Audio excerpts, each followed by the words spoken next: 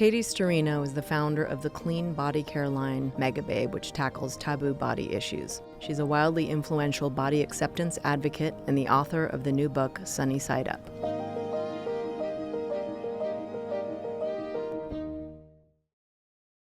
Welcome. Thank you so much for being here. We're so excited about your new book. So Sunny's story, our protagonist, is about reinvention. She's 35, newly divorced, has this kick-ass business.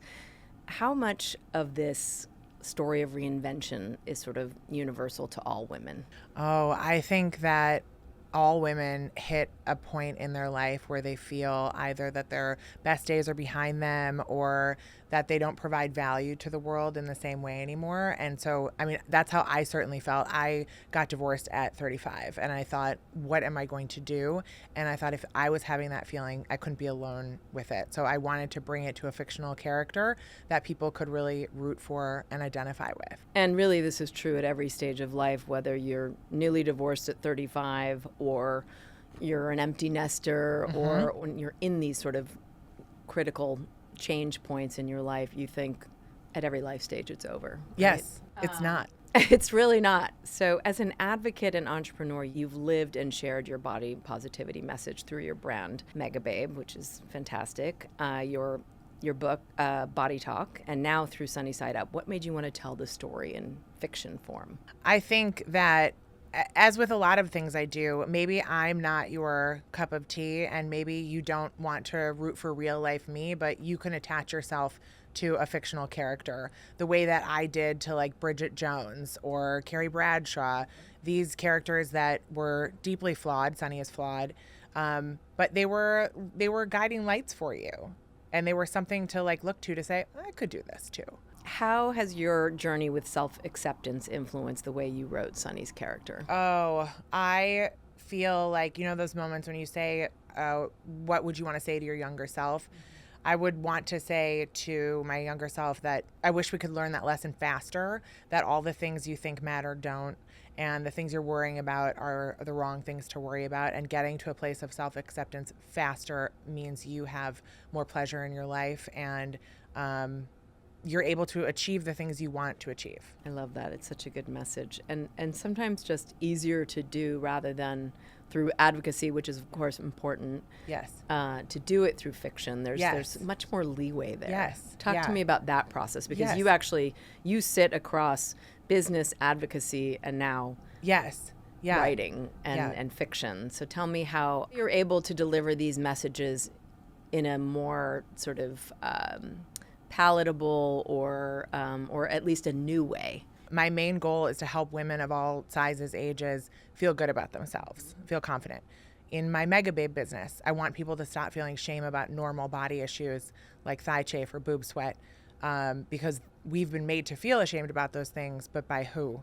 Because they're not actually strange things to happen. They're pretty normal things to happen to your body. So that it's the same thing with the fiction book. I wanted to bring the same energy of helping women feel good, have a good time, not feel so alone in this world, but you have more fun and creativity with a story. You get to invent things that aren't necessarily realistic for everyone in real life, and you get to bring people into this fun world. Sunny's world is very fun. It's a place you want to be. I keep hearing from early readers that they're sad, they miss her, because I feel like she gets to be this great human and a great friend. She doesn't let you down because she's a fictional character. And you can blend so many different things through fiction, Yes. and not just one storyline or one kind of person. Yes. Sunny's confidence fluctuates throughout the book. Why was it important to show her as imperfectly self-assured? I think it was so important to show her in her moments of feeling doubt, because no one wants to see someone showing up totally fine with no journey. They want to see themselves in that person. And I think most people can relate to crying in a fitting room because you're not fitting into the clothes. And that's why I opened the book with that because it's like one of the most relatable moments for women. No matter your size, no matter age. the size or age, exactly. And why is it that dressing room lighting is the most So unflattering? bad. And why are all dressing room mirrors like the worst mirrors Aren't they in the trying world? to sell clothes? I never understand that. And it's hot in there and it's bad. Sunny has a successful career but still struggles with confidence in other areas of her life. Why do you think some women who seem to have it all often wrestle with self-love? That's probably something that I can relate to because no matter what you see on paper, I'm in a very happy marriage. I'm a business owner. I'm a content creator. I'm an author. I think that there's always this feeling of I could be doing more. Do you think, even though you're hugely successful on social, do you think that social exacerbates this problem? Yes, because it's not like if I'm a doctor and I'm good in my field, I'm not every hour inundated with what other doctors are achieving or some awards they're getting, like just in my hand on my phone. And I feel that makes it really hard and it can mess with your head. And it's something that I have to work on all the time, is just grounding myself. What do you do to guard against that? I have to talk to myself a lot about it. And it's hard. It is hard. It's hard. And then even this is a new industry for me. Fiction is a whole new challenge. I'm so new to it. So it's really easy to feel imposter syndrome. It's easy to feel like you don't know what you're doing and everyone's looking at you. I have gotten reactions like that from people in the media already who kind of like scoff at you. Of course you wrote a book, like that kind of thing. So it's really easy to start to feel insecure in a new industry. It's the catch-22 of your success, depends on your social media presence in large part. Mm-hmm. That's a big part of who you are, and you're good on camera, and so you got to use what you're good at, right? So it's sort of that catch-22 of when do you cut it off? Do you sort of digital detox ever or no? No, I mean, this could be a whole special on how bad I think it is for influencers out there whose job it is to be on their phone like that. Social media managers, I wonder if in 20 years' time they'll do studies about like the brain damage, I swear, because you're on your phone so much. I think we all are, even if we're not influencers. Totally. Yes. But there's a difference in that you have to think constantly about where you are, what you're doing, and should I be sharing it? Mm-hmm. And if so, what am I saying and what is the right thing to say? Mm-hmm. So you stop living life in the moment and you are always having in the back of your head processing, is this content? You have done such an incredible job of dedicating your life to showing us how all women and women of all different ages, sizes, from different walks of life can feel sidelined by the beauty and fashion industries.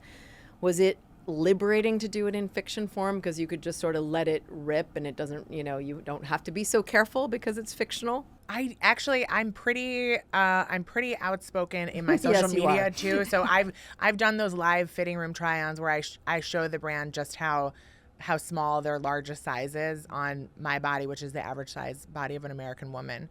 So I'm pretty open about that stuff. But I loved the fiction because I could bring in things that I wanted to be true, that I would love to see happen, or you like you said, you're able to blend characters together and make this like whole superhuman. Sunny's friends play such a key role in her growth throughout the book. What is your take on female friendships in general? I mean, coming off of White Lotus, and there's endless chatter about the relationship between the trio. Oh, I did not know we were going to talk about White Lotus. I wasn't planning on it. No, I like it. I think what's interesting, especially like you take the context of White Lotus.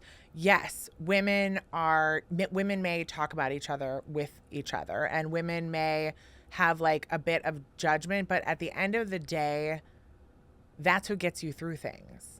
Yeah, I totally agree. Is your lady friends. I forget how many hours it is that it takes. It's something like 300 and something hours before you are truly close friends. Really? I love this idea that there are sort of later in life friendships that can become like, your old besties. Oh, wow. I have a lot of hours to clock with my new friends. Well, I also think that there's something to that because you're a different person now, you know, and it's sort of, you're different than when you were 13. There's some things that are maybe totally consistent and true, and your oldest besties will be like, that's so you, and you are consistently you, but we have been through a lot. And sometimes, there is a kind of pruning that happens very naturally, even if you're. And that's hard. Yeah, really hard. One conflict in the book, which was really interesting, when Sunny is pulled between different types of relationships. Do you think women today feel more pressure in dating because there are more options? Or do you feel like it's like too many bad options? I think it's too many bad options. That's what I feel so lucky that I got out of that new dating pool I was in, because it was really hard. Yeah. So I think it's too many bad options. So what was the hardest part of dating? I mean, it's fun in the beginning because it's like you have new apps, it's a game, you're swiping, someone's texting you, someone says you're pretty, and then you realize that it's like a numbers thing, and you're talking to like 30 people and you might not even go out with any of them. And I think that is the hardest part, is the time suck and like the lack of follow through, because what is the point of being on a dating app if you're not actually going to go out? And it's just like a sugar rush and then the crash. Exactly. Yes. Dating in your 30s, 40s and beyond can feel really different than dating in your 20s. Technology, obviously playing a little bit of a role in that, because I think like when you're in your 20s, you're, if you've gone to college, it's sort of that post-collegiate, everybody's friends and whatever. How does Sunny's approach to love evolve throughout the book? And what lessons do you think women can take from that? I think she becomes more intentional towards the end about what she wants, and realizes kind of more what she needs and less like the things on paper that she thinks will make her happy. I think that's a lesson everyone can learn. Yeah. You said something to the effect of, this book is for women who might feel discarded and looked in the mirror and struggled. Yeah. Why do you think external validation so often dictates how we see ourselves, and how might Sunny's story help us reframe that? That is because, growing up for me, I didn't see any successful women that weren't thin, white, blonde. That was it. That is the mold that you aspire to, because that's who you see as making it in this world. And now, thank God, we have other options. But if you look to fiction, it's still not there. Like, we don't have like the great story with the chubby girl. Yeah, that you want to be like. We have some stories exploring what it's like to be in a bigger body in this world, but none that you want to trade places with. To the point of Sunny's world being a really compelling one, and the appropriately named Sunny. You've said Sunny is the hero we need right now. What do you hope readers take away most from her story? Oh, I hope that they take away that you can do whatever you want with your life, and it doesn't need to be dictated by your situation or what has happened to you in the past. That you can look at yourself in the mirror and say, actually, I want to live like this, and you can make it happen. It's not easy, but you can live any way you want to. You just have to take the first step. I think that is cliche advice maybe, but it's true. No, I don't think it is. I think that's it is true. Yeah. And so, because this somewhat mirrors your divorced at 35, what would you say to your 35-year-old self? We did it. We wrote a book.